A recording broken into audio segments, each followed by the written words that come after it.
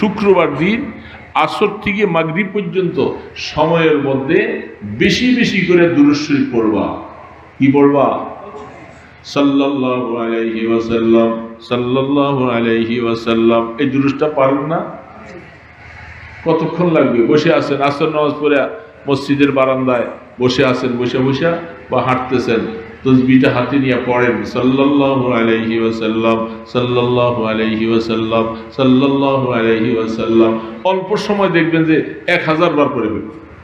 রাসূল বলছেন, যার দুরূদ বেশি হবে কিয়ামতের ময়দানে সে আমার তত বেশি কাছে হবে, বেশি কাছে হবে। এই জন্য আমরা শুক্রবার দিন কমপক্ষে, আগামীকাল শুক্রবার আসতেছে, ছাত্ররা যারা আছো তোমরা সূরা কাহাফ অবশ্যই পড়বা। প্রত্যেক শুক্রবার দিন আল্লাহ রাসূল বলছেন, যারা সূরা কাহাফ পড়ে কমপক্ষে প্রথম 10 আয়াত শেষ 10 আয়াত পড়ো। আল্লাহ রাসূল বলেন, সে যেখানে বসে সূরা কাহাফটা পড়লো, এখান থেকে আসমান পর্যন্ত জায়গাটা পরিপূর্ণ নূর দিয়া পরিপূর্ণ করে দেওয়া হয়।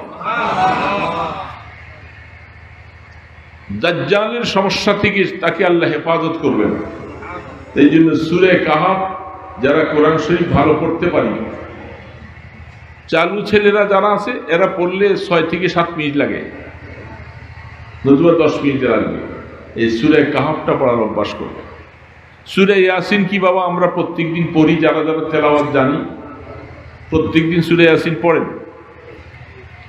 কোরআন শরীফ পড়নেওয়ালা আছেন না এখানে? যারা কোরআন শরীফ জানেন, আজকে সকালবেলা সূরা ইয়াসিন কে কে পড়ছেন বাবা দেখি? সূরা ইয়াসিন কয়জনে পড়ছেন? এইখানে আছে একজন, এখানে একজন, দুইজন, তিনজন। মাশাআল্লাহ, অনেকেই আছি আমরা পড়িনি। আচ্ছা, যারা পড়ি নাই এরা কি আমাদের তেলাওয়াত জানা নাই, না জানার পরে পড়ি নাই? কোরআন শরীফ তেলাওয়াত জানেন না কারা কারা দেখি বাবা দেখি? কয়জনে আমরা তেলাওয়াত জানি না? অসুবিধা নাই, আরে বাবা মুসলমানের কাছে মুসলমান কথা হবে, কোরআন শরীফ তেলাওয়াত না জাননেওয়ালা অনেক আছে। তাহলে তো এত বড় মাহফিল, এত বড় মাদ্রাসা, এই এলাকার মানুষ আপনারা, কোরআন শরীফকে আল্লাহ পাক এই জন্য নাজিল করছেন যে আমার বান্দারা এত কঠিন একটা বিষয় এটা শিখতে পারবে না। ব্যাপারটা কি এমন? এটা কি এত কঠিন একটা বিষয়?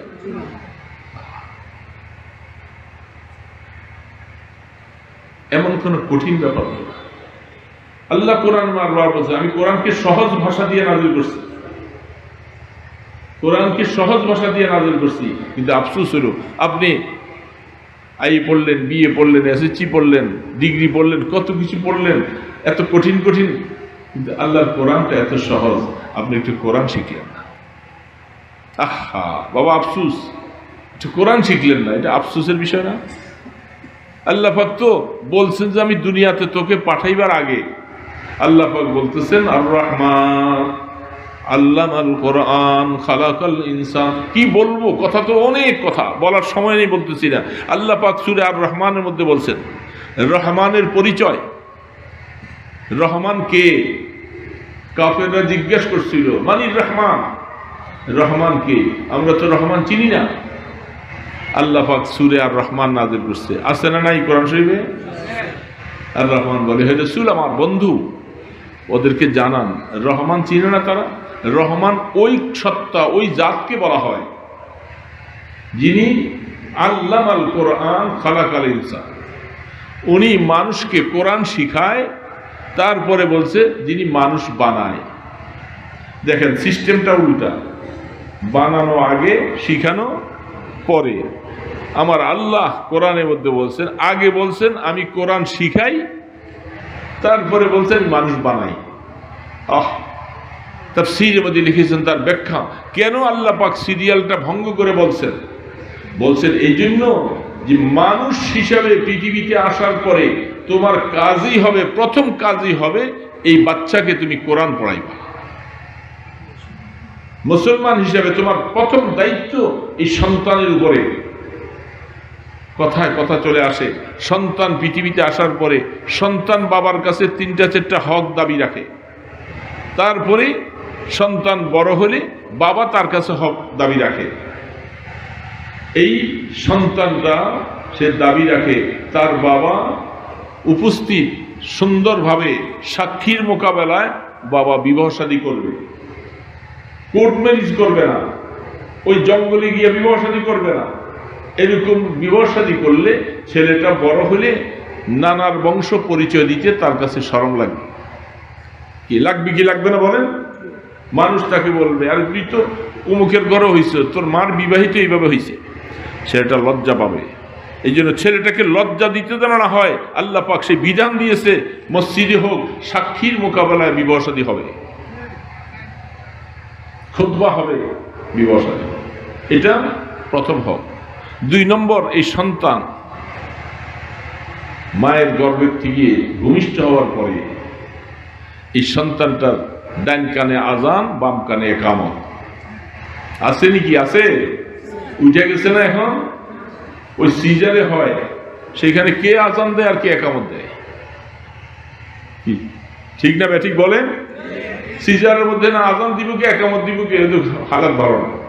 এগুলি আমাদের কপাল খারাপ। রাসূল বলছেন, সন্তান ছেলে হোক মেয়ে হোক দুনিয়াতে আসলেই তার ডান কানে আজান দাও, বাম কানে একামত।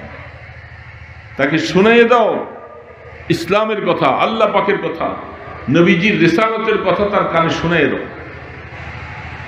তারপরে কোন মুফাক্কিরে কেরাম তারা বলেন, আজান আর ইকামতের মধ্যে সময় খুব অল্প। কি বলেন? আজান দেওয়ার পরে হয়তো 15 মিনিট পরে জামাত শুরু হয়ে যায় না? বলে আজান আর ইকামতের মধ্যে সময় বেশি থাকে। তার ডান কানে আজান, বাম কানে একামত দিয়া জানাই দাও, তুমি যে দুনিয়াতে আসছো বেশি সময় নিয়ে কিন্তু আসো নাই, খুব অল্প সময়ের জন্য আসছো, খুব সতর্কতার সাথে চলো।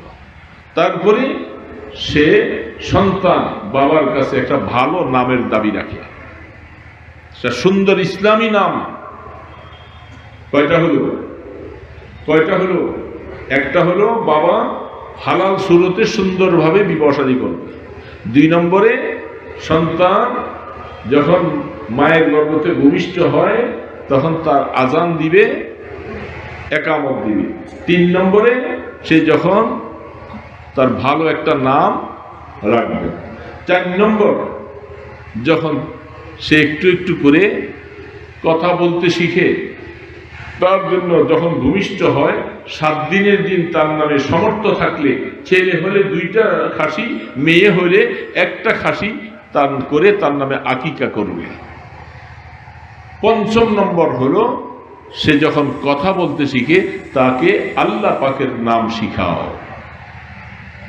এই হকগুলি যেই মা বাবা বাচ্চার আদায় করে, সেই সন্তান মানুষ হয়, সে অমানুষ হয়। এখন সমাজের মধ্যে এগুলি নাই, উঠে গেছে, যার কারণে সন্তানদের এই অবস্থাগুলি হয়। তো বলতেছিলাম যে মনে রাখতে হবে যে আল্লাহ রাব্বুল আলামিন সন্তান মানুষ বানানো, কোরআন কি আল্লাহ পাক এত সহজ করে দিয়েছেন। আফসোস হলো সব কিছুই তো পারলাম, একটু কোরআন শিখলাম, কেন পারলাম? সূরা ইয়াসিন পড়লে 10 খতম কোরআন শরীফের সওয়াব। যিনি পড়লেন আপনি ওনার সাথে সওয়াবের দিক দিয়ে দৌড়াইয়া তো পাবেন। হ্যাঁ, এই জন্য দোস্তরা আল্লাহর কোরআনটা বয়স্ক শিক্ষার ব্যবস্থা করেন। এই যে এলাকার মধ্যে আপনারা সভাপতি সাহেব আছেন, সেক্রেটারি সাহেব আছেন, আপনাদের মসজিদ এলাকার মধ্যে ছাত্রদেরকে যারা এখানে এসে পড়তেছে ভালো, বাকি এই যে এখন শীতের দিন মাগরিব থেকে এসা পর্যন্ত অথবা আসর থেকে মাগরিব একটা সময় বয়স্ক শিক্ষার একজন ওস্তাদকে দায়িত্ব দেন। যারা কোরআন শরীফ শিখে নাই তারা এখানে সূরা শিখবে, আত্মাহিত শিখবে, দুরূদ শরীফ শিখবে, নামাজ ভঙ্গের কারণ শিখবে, অজু ভঙ্গের কারণগুলি শিখবে। এইভাবে বয়স্কদেরকে 1 ঘন্টা পড়াবার ব্যবস্থা করেন। কে বাবা, করা যায় না? এই এলাকার মানুষ থেকে আপনারা চাঁদা আনেন, কিছু আনেন, তাদেরকে কিছু শিক্ষাও দেন।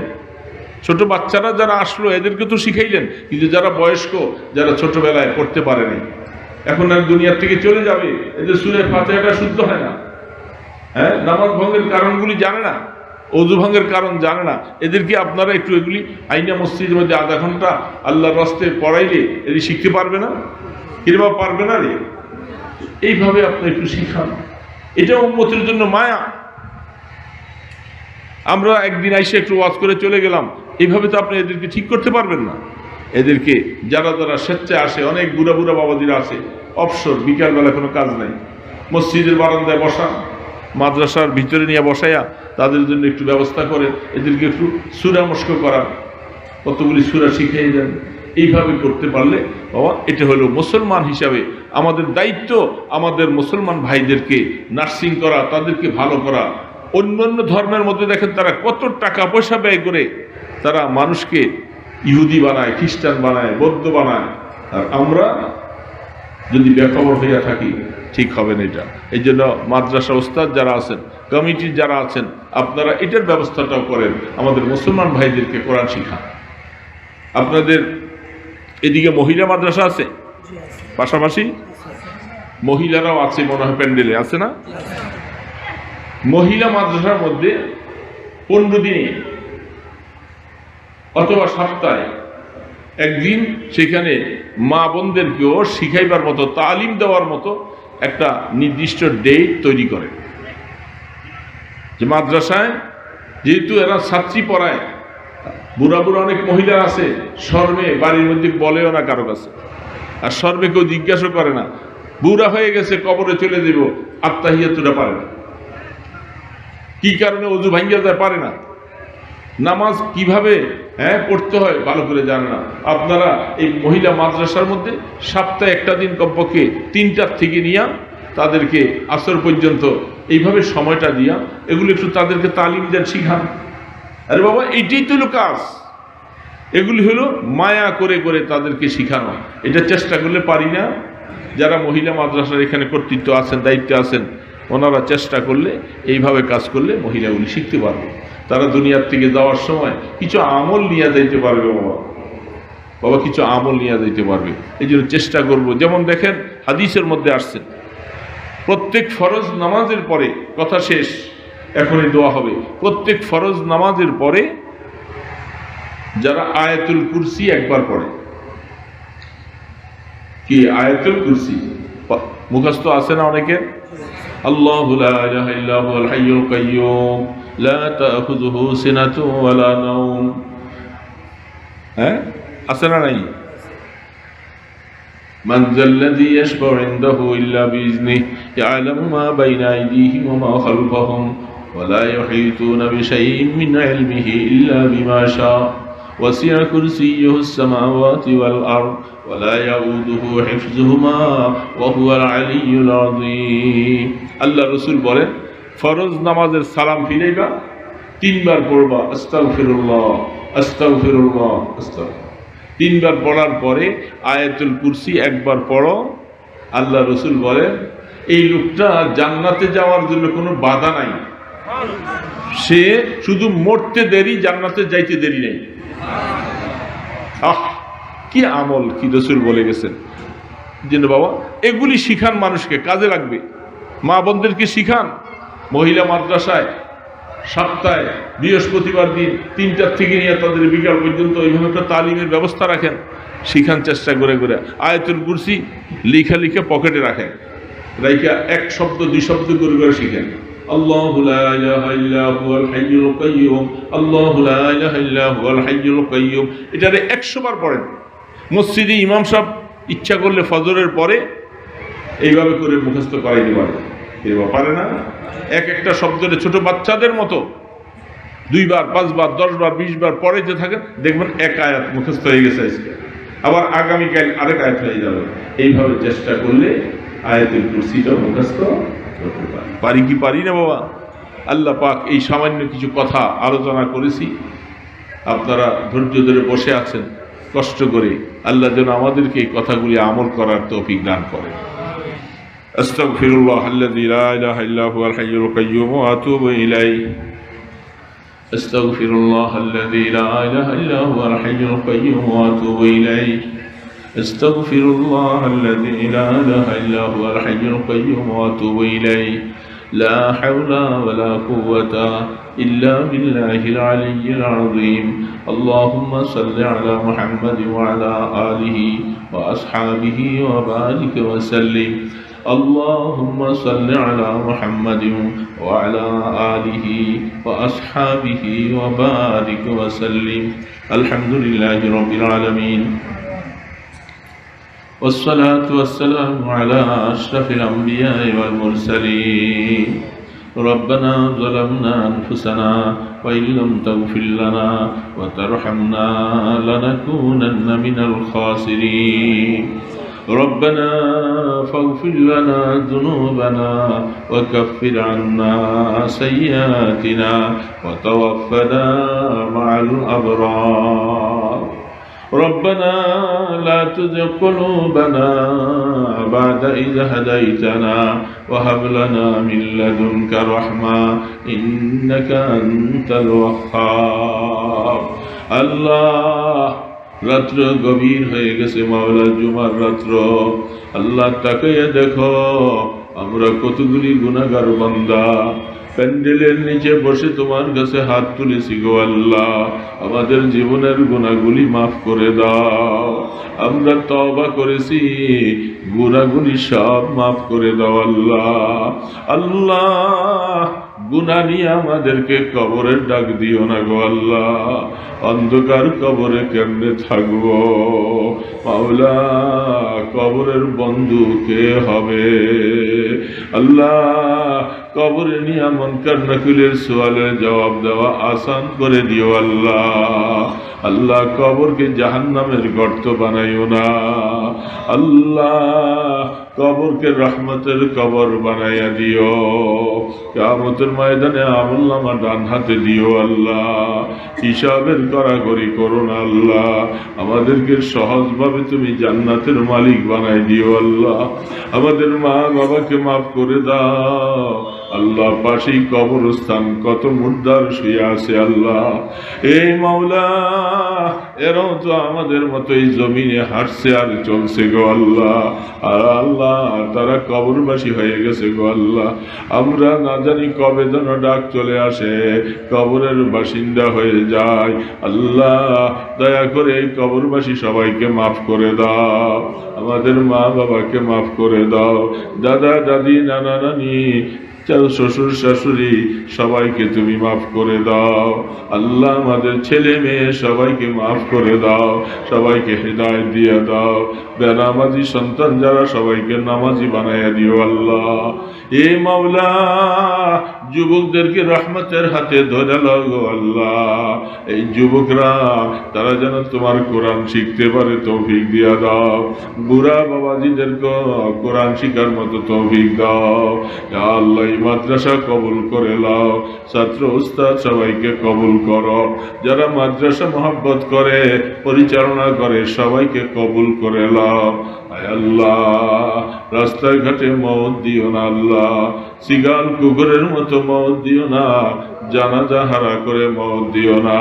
হুশু জ্ঞানের সাথে কলেমা পড়াই আমাদেরকে মওতের ডাক দিও আল্লাহ। এ মাওলা আমাদের মসজিদ থেকে কোটি কোটি দুরুদ ও সালামের হাদিয়া সোনার মদিনায় পৌঁছায়া দাও আল্লাহ। আপনার হাবিবের তোফাইলে ইসমে আজমের উসিলায় আমাদের দোয়াগুলি কবুল করে লাও। সাল্লাল্লাহু তাআলা আলা খায়রি খালকিহি মুহাম্মাদিন ওয়া আলা আলিহি ওয়া আসহাবিহি আজমাইন বিরহমাতিকা ইয়া আরহামার রাহিমিন।